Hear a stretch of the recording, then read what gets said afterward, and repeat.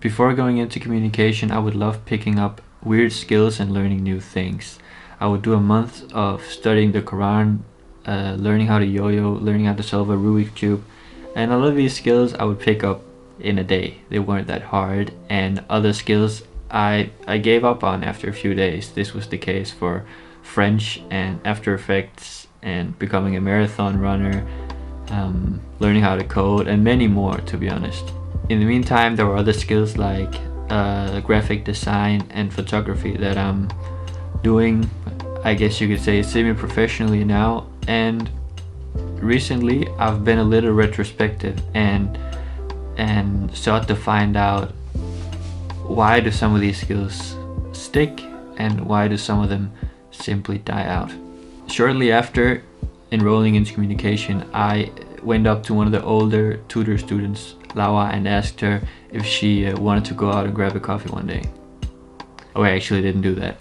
I did ask her what skill she regrets not learning when enrolling into communication, and she told me that no matter where I would get my internship, I would be expected to do at least some sort of graphic design, and that all academic papers and projects required some extent of graphic design, but that we would never be taught Photoshop or Illustrator in class. I can now say, 2.5 years after asking her that question, that she was completely right, and I recommend all marketing and communication students to at least get a basic understanding of design.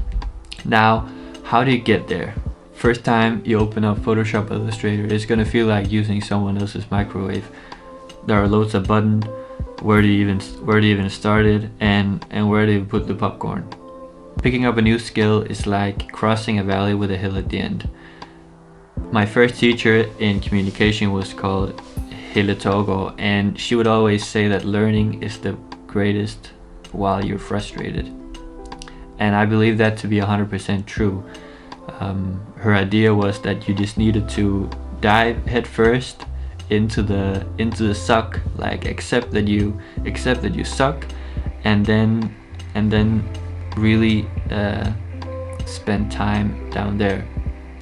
I don't have any data to back this up, but figuratively speaking, it seems to me that the area of your frustration valley is equal to the progress you're gonna make in that skill.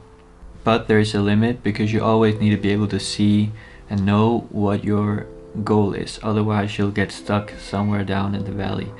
Back when I said I want to learn how to code, I really didn't know what I wanted to do, because coding is so many things. There are so many languages, and coding is so many things. So I had no idea what my goal was, if I was even close to reaching my goal, or what I would do to get to the point where I can say, well, now I know how to code.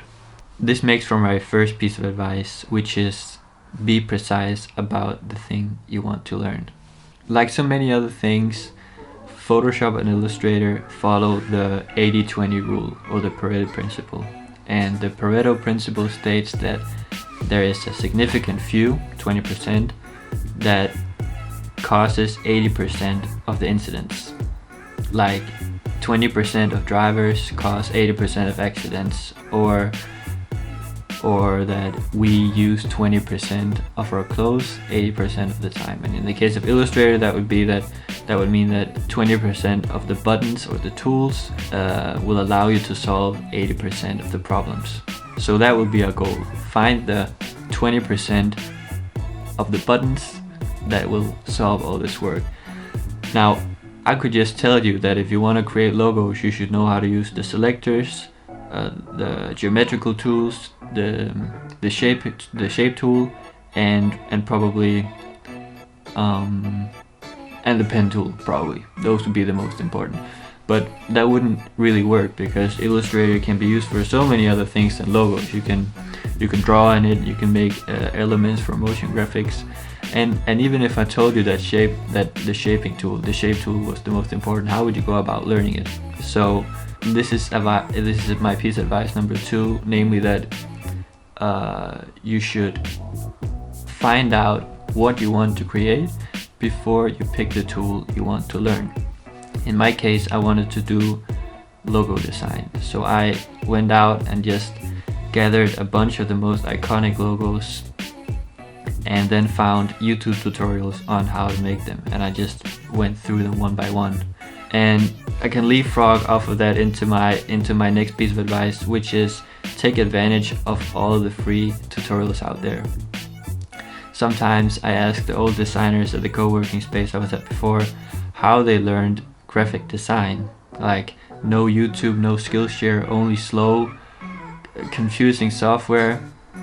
And I think I wouldn't have learned. I don't think I would have learned graphic design had I started 20 years ago, because I just don't have motivation or patience enough to go through that. Because if I run into a problem, I will maybe try to solve it on my own for 3 minutes before just asking Mr. YouTube for advice. I've linked to 5 of my all-time favorite teachers and creators on YouTube down in the description.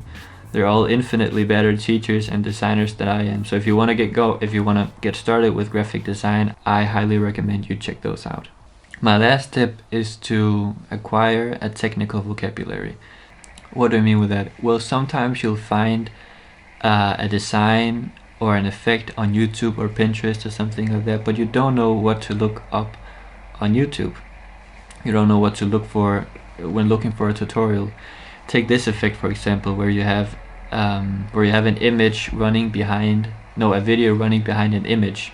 If you look up video running behind image, you won't find a tutorial on how to do this. You would need to know that when something in an image or a graphic is visible, a designer would say that it's exposed. So this effect would be called double exposure.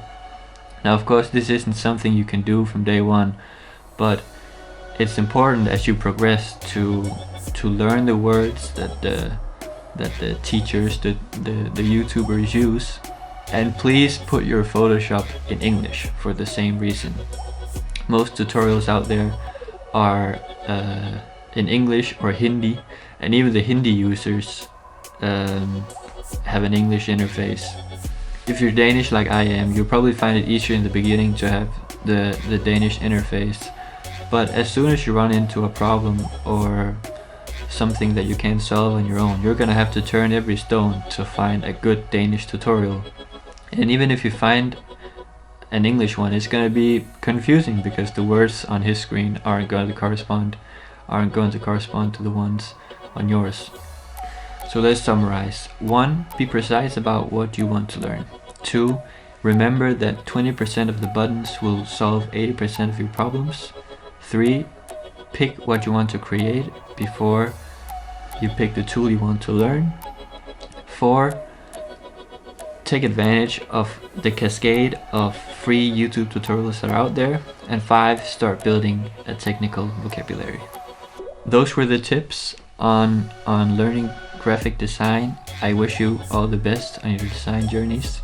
This next month I've devoted to learning French. I want to see if I can at least get to some kind of a conversational level, and I would love to get your help. So if you have any books or music or movies that I should watch in French, please let me know. Slide into my DMs or write a comment. And if you are French or you speak French, I can already tell that I'm gonna have loads of questions that I would want to ask you. So please help me out. It's gonna be difficile. I'm super excited to get going with it. Stay smiling, keep creating.